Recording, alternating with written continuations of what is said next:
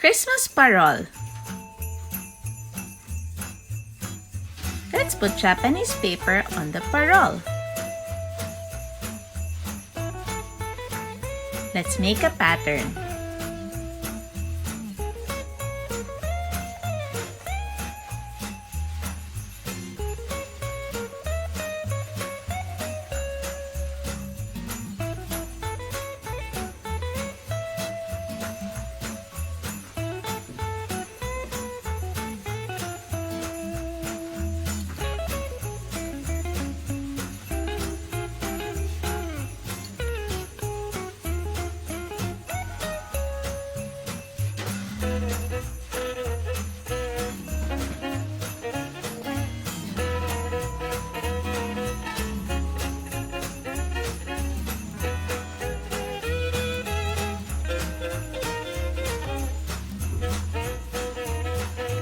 Using the spray bottle with alcohol,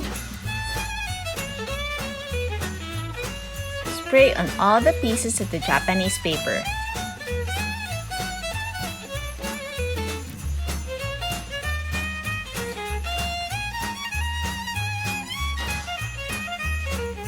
Now let it dry.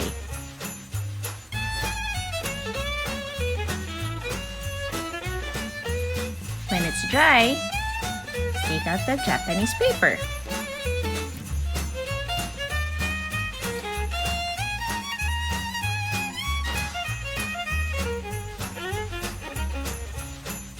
Now let's put the trimmings.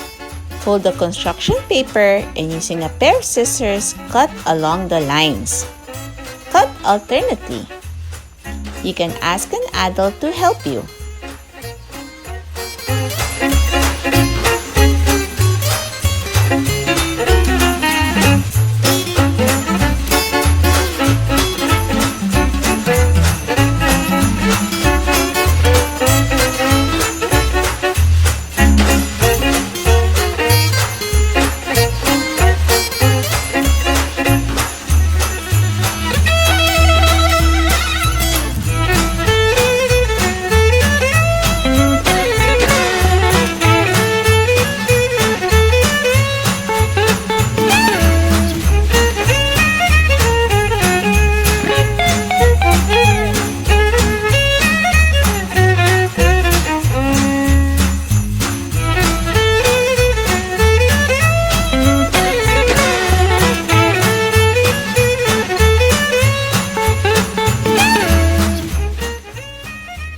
Use glue to put the trimmings on the sides of the parol.